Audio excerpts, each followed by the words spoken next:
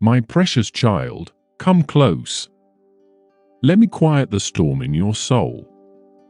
I see you, the way you pour yourself out for others, the way you push through exhaustion, the way you ache to be understood. I see the tears you hide, the apologies you rehearse, the weight of expectations you carry. I whisper to your weary heart, I see how hard you're trying. And it matters. You've grown tired of explaining yourself, haven't you? Tired of feeling like no one truly sees you. But I see you. Before you formed the words, I knew your thoughts. Before you cried, I caught your tears. You are fully known. In a world that reduces you to roles, labels, and opinions, I see the you I created, the one I delight in. Let me remind you who you are.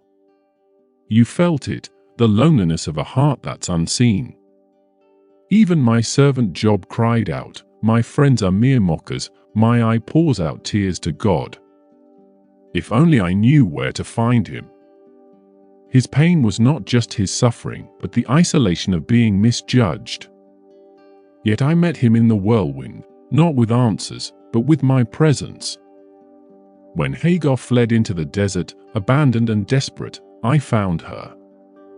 She named me El-Roi, the God who sees. You are the God who sees me, she gasped. Child, I see you too. I see the nights you've spent wondering, does anyone care? I see the sacrifices no one notices.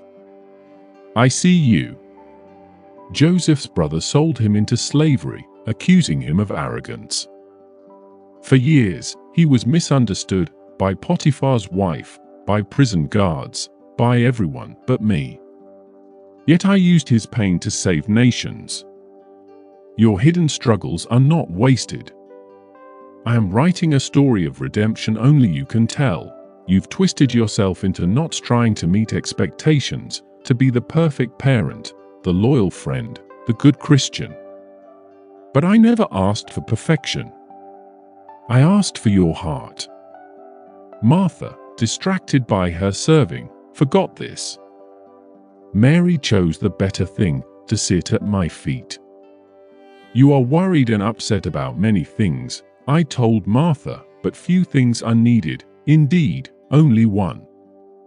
You think I demand hustle, but I desire honesty. The psalmist wrote, you do not delight in sacrifice, or I would bring it, you do not take pleasure in burnt offerings. My sacrifice, O God, is a broken spirit, a broken and contrite heart you will not despise.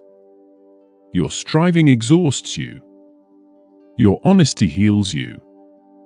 Even my son, in his earthly ministry, withdrew to lonely places to pray. He did not heal every sick person or preach to every crowd. He walked in rhythm with my will, not human demands. Follow his example. Let go of the myth of enough. You are enough because I am enough in you. To be misunderstood is painful. To be known, truly known, is terrifying. Yet I invite you into this sacred risk. When the Samaritan woman met Jesus at the well, she hid behind her jar and her shame. But he saw her, her 5 husbands, her loneliness, her thirst. Go, call your husband, he said. Not to condemn, but to free. I see you, he whispered through his gaze. Now come, drink living water. You've built walls to protect your heart, but they've become prisons. Let me dismantle them. I know your secrets, your regrets, your silent rebellions, and I love you. As a father has compassion on his children, so I have compassion on you. You don't need to perform. You only need to be yours. Consider Zacchaeus, the tax collector hated by his community. Jesus did not shame him. He said, I must stay at your house today. Your flaws do not repel me. They draw me closer. Let me dine with you in the mess of your life. When Lazarus died, Jesus did not lecture Martha on resurrection theology. He wept. He entered her grief. I am not a distant God, unmoved by your pain. I am Emmanuel, God with you.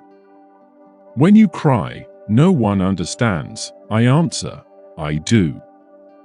When David wrote, you keep track of all my sorrows. You have collected all my tears in your bottle. He was not being poetic. He was describing my heart. Even my son, in Gethsemane, begged his friends to stay awake and pray. They failed him. But I did not. I strengthened him for the cross. When others let you down, I am here. The Lord is close to the brokenhearted and saves those who are crushed in spirit. When Hannah wept for a child, her prayers were met with scorn. Yet I heard her. I gave her Samuel, a prophet who anointed kings. Your tears are not ignored. They are seeds of miracles.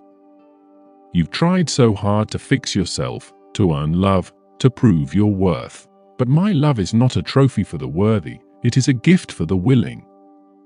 The prodigal son rehearsed speeches to earn his father's mercy. But before he could finish, his father embraced him.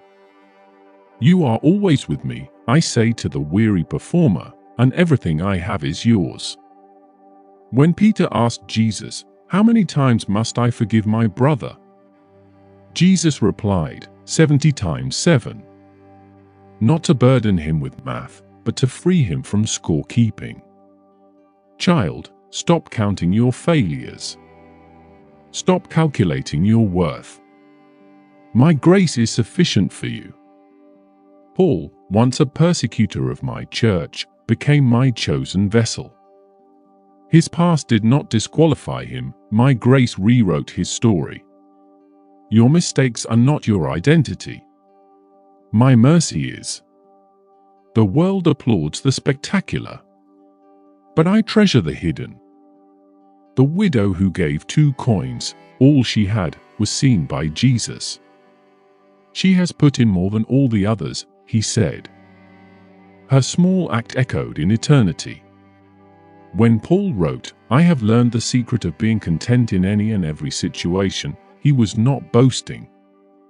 He was testifying, I am seen. I am held. Your quiet faithfulness, prayers in the closet, kindness to a stranger, forgiveness offered again, is a symphony to me. Anna the prophetess, widowed after just 7 years of marriage, spent decades in the temple, fasting and praying.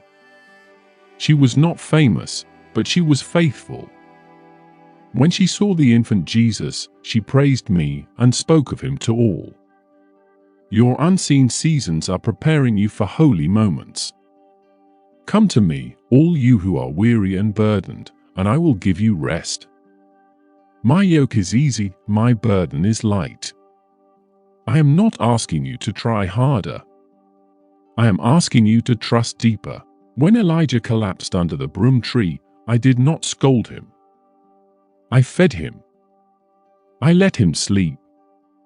Then I whispered, go back the way you came. Your exhaustion is not a sin. It's a signal. Let me renew your strength. Those who hope in the Lord will renew their strength. They will soar on wings like eagles. They will run and not grow weary. They will walk and not faint. When Jesus sent his disciples out to minister, he did not demand non-stop labor. He said, come with me by yourselves to a quiet place and get some rest. Even my son prioritized rest. Follow him. One day, every hidden struggle will be unveiled in glory. Paul wrote, now I know in part, then I shall know fully, even as I am fully known. The misunderstandings of this world will fade. The opinions that wounded you will dissolve. You will stand before me, fully seen, fully loved, fully known. Until then, cling to my promise, I have called you by name, you are mine. You are not lost in the crowd. You are not a footnote in my story. You are the one I leave the 99 to find. Now, lay down your masks. Let go of the need to explain, defend, or justify yourself. Breathe in my grace. You are safe here. When the world dismisses you, remember, I have engraved you on the palms of my hands. When you feel invisible, declare, I am fearfully and wonderfully made. When the ache for understanding overwhelms you, cling to my promise, I will never leave you nor forsake you. You don't have to earn your place at my table. It's already set. Come, rest. Eat. Drink. Be loved.